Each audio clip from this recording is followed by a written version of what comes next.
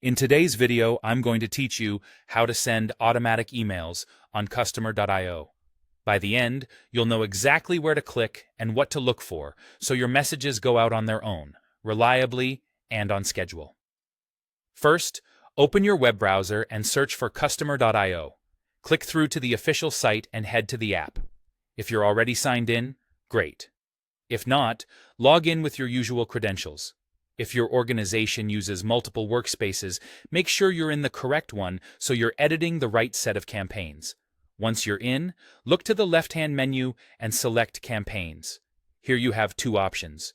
You can create a brand new campaign, or you can open an existing one if you've already built the structure and just need to adjust how the emails send. If you're creating a new campaign, give it a clear name that reflects its purpose so you and your teammates can find it later. Inside the campaign, you'll see the workflow canvas. Locate the email block in your flow. This is the step that actually sends your message to people moving through the campaign. If you're using an existing campaign, the email block may already be placed in the sequence. Just find the one you want to automate. Click the email block to open its configuration panel. You should see a settings area for this block. Depending on your layout, it may appear as a gear icon, a settings tab, or a panel on the right side. This is where you control how the message behaves when someone reaches this step. Within the settings, look for Sending Behavior. This is the key option that determines whether you need to approve each send manually or let Customer.io deliver the message automatically.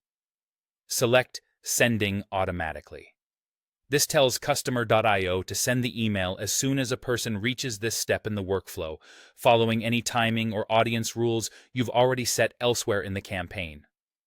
While you're here, double-check that the subject line, sender details, and content look correct, so you're confident about what will go out.